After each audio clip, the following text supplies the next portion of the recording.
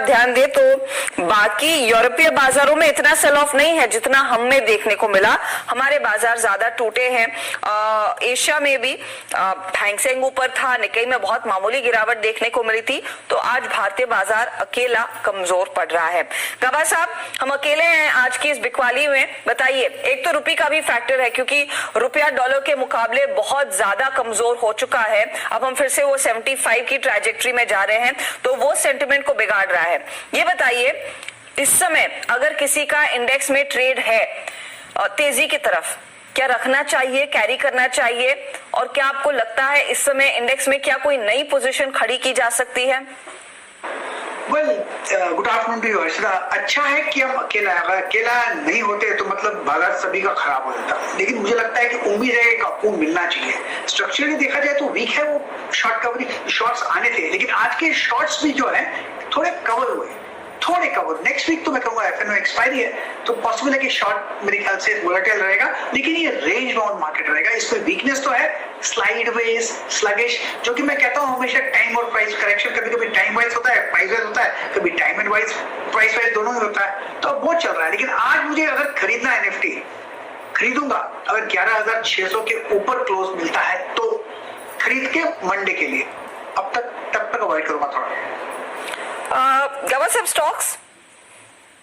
जी हाँ, स्टॉक्स मुझे दो अच्छे लगते हैं। फार्मा क्षेत्र से डिफेंसिव बेट है। सिप्ला मुझे अच्छा लगता है, स्ट्रक्चर पॉजिटिव है, बहुत अच्छा सपोर्ट लोअर लेवल्स पर है। ऑन द अपसाइड करीब टारगेट 975 के है, 980 भी पॉसिबल है। स्टॉप होगा 950 का सिप्ला। दूसरा स्टॉक जो अच्छा लगता है वो इसी क्षेत्र से, वो है डिवीज लैब। यहाँ पर भी तेजी है, करेक्शन 3, 4, 5 दिन का खत्म हुआ, फिर एक फ्रेश अप ठीक लग रहा था।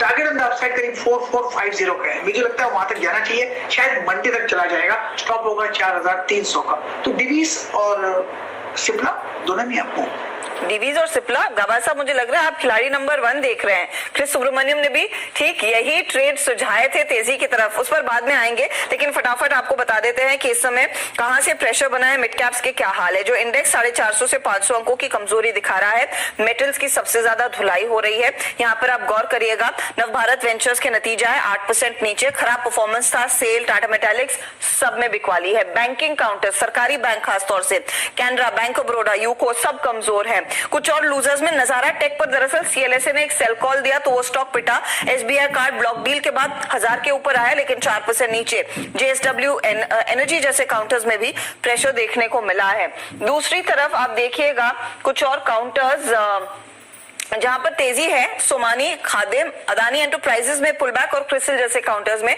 कुछ खरीदारी के सौदे बनते दिखाई दिए। लेकिन एक स्टॉक आपकी स्क्रीन पर लेकर आएंगे और वो है इन्फो एज। दरअसल इन्फो एज और एनटीपीसी दोनों के नतीजे आएंगे। अब मार्केट क्या एक्सपेक्ट कर रहा है इन्फो एज पर? ऑफकोर्स आज सुबह में बता भी रहे थे, ये शायद अगला एंट्रेंट रह सकता है जब निफ्टी में एक रीजिक देखने को मिलेगा सितंबर के महीने में। लेकिन पहले नतीजों की बात कर लेते हैं। Q4 क्या लेकर आएगा? देखिए, इन्फोएज के केस में जो नंबर्स का अनुमान लगाया जा रहा है बाजार में, रेवेन्यू फ्रंट पे करीब 7.5% के आसपास की डिक्लाइन की बातचीत है। बीटा 8% टूट सकता है वाई बेसिस पे। मार्जिन भी करीब फ्लैट रहेंगे और मुनाफे फ्रंट पर करीब 1% की गिरावट की बातचीत हो रही है। लेकिन सीक्वेंशियल बेसिस पे ये नंबर थोड़े बेटर होंगे क्योंकि ओपन अप ट्रेड्स जो है उसका एक इम्पैक्ट कंपनी को नंबर्स में देखने को मिलेगा। और दूसरा आईटी के जो ट्रेंड्स है वो भी थोड़े से इंप्रूव हो तो उसका भी एक इम्पैक्ट रहेगा। सीक्वेंशियली मार्जिन इसीलिए इनके 25 से बढ़कर रफली 30% के आसपास आने का अनुमान लगाया जा रहा है। 99 एकर्स और नौकरी, इन दोनों की बिलिंग्स के अंदर करीब 4% की गिरावट की बातचीत वाई बेसिस पर है, लेकिन सीक्वेंशियली थोड़ा सा फ्लैटिश टोन पे आता हुआ दिखाई पड़ेगा। लेकिन की वर्टिकल जो इनका है वो है जोमैटो।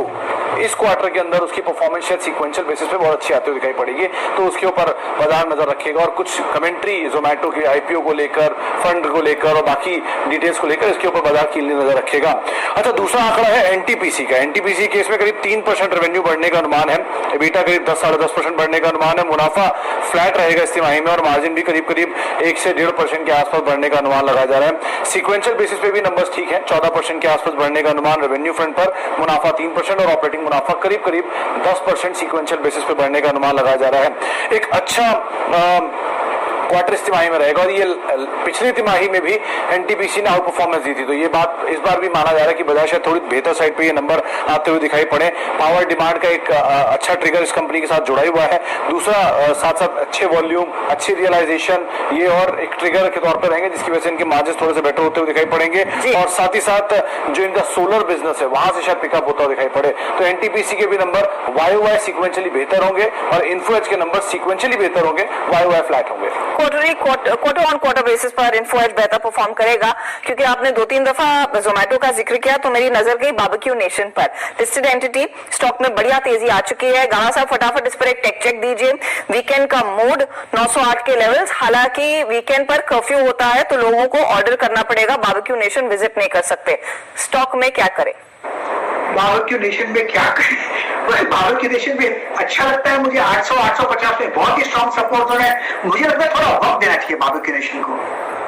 1000 का लोन मुझे नजर आता है तो वहां तक तो जा सकता है बारबेक्यू नेशन। अब ट्रेड करा है 910, 1000 मतलब 90 रुपीज होंगे, 10% आपको ले लेना चाहिए।